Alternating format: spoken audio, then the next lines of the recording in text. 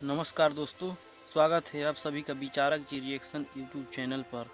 आपने देखा या सुना तो होगा ही कि करीब 6 महीने से रसिया और यूक्रेन के बीच युद्ध चलता आ रहा है। इसी बीच एक दिल दहला देने वाली खबर निकल के सामने आई थी। अब आप सोच रहे होंगे, अरे यार ऐसी कौन सी खबर है। तो दोस्तों, रूस ने यूक्रेन को परमाणु हमले की धमकी दे दी है। अमेरिका ने इस संकट को देखते ही आनन फानन में नागरिकों को परमाणु हमले से बचने की एडवाइजरी जारी कर दी है। दोस्तों, अब आप ये सोच रहे होंगे, आखिर एडवाइजरी में ऐसी क्या चीज़ है जिससे बचने के लिए जारी की गई है।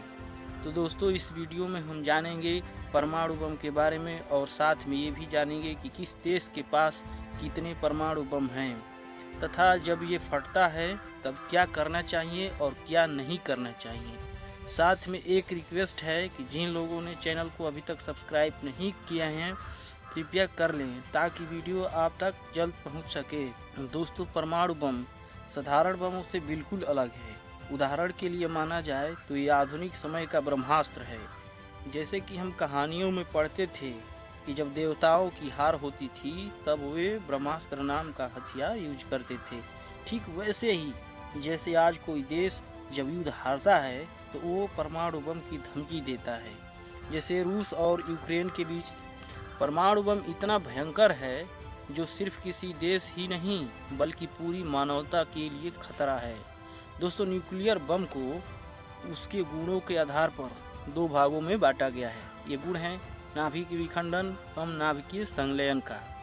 पहला, सामान्यतः परमाणु बम में नाभिकीय विखंडन की क्रिया को ही कंसीडर किया जाता है तथा दूसरा हाइड्रोजन बम है जिसमें नाभिकीय संलयन की क्रिया को कंसीडर किया जाता है। इन बमों की खासियत ये है कि बहुत ही भयंकर हीट वेव बाहर निकालते हैं। इन भयंकर हीट वेव निकलने का कारण ये बम आइसोटोप्स यानी समस्थानिक तत्वों से मिलकर बने होते हैं। आइसोटोप्स विकिरणें जब बाहर आती हैं तो बड़ी मात्रा में लोगों को पेनिट्रेट करती हैं यानी कि प्रभावित करती हैं।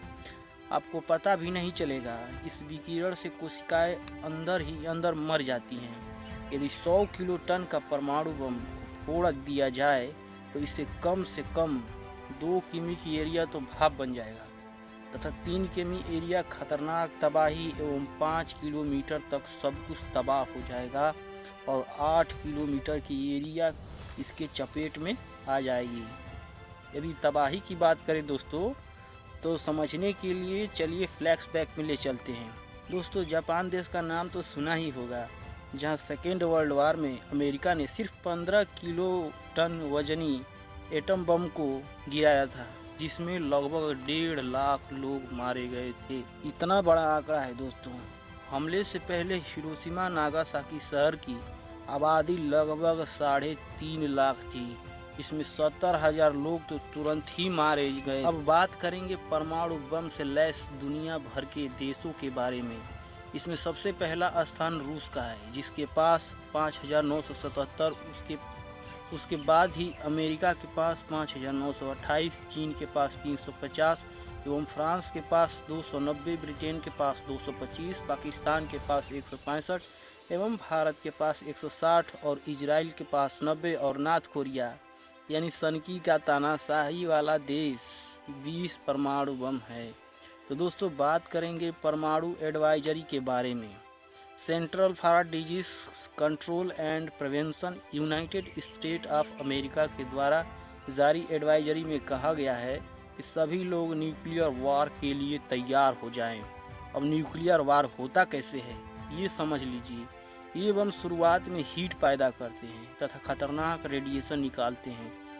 एक इम्पोर्टेंट बात ये भी है कि बम फटने से पहले सरकार चेतावनी भी न दे पाए, क्योंकि किसी बैलिस्टिक मिसाइल अटैक तो पता चलता है लेकिन छोटी मिसाइलों का पता नहीं चलता।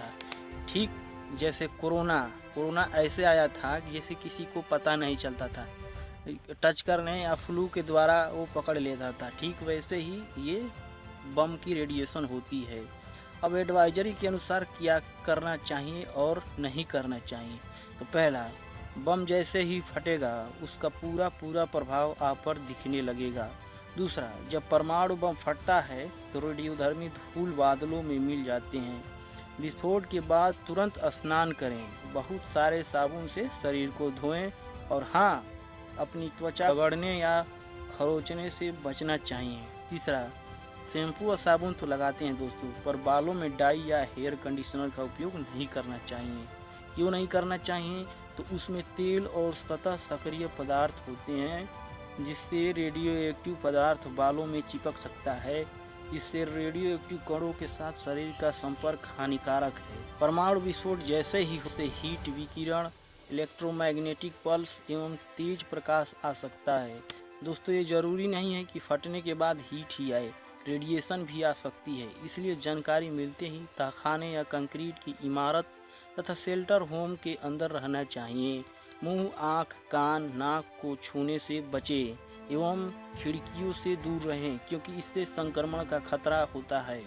पांचवा, मुंह को जमीन पर गिराकर यानी कि पेट के बल लेटकर 6 फीट का डिस्टेंस गैप करके रखें तथा पालतू जानवरों को भी शेल्टर होम में घुसा अपने साथ खाने पीने एवं ज़रूरत की चीज़ें कम से कम 3 दिन के लिए लेकर के जाएं।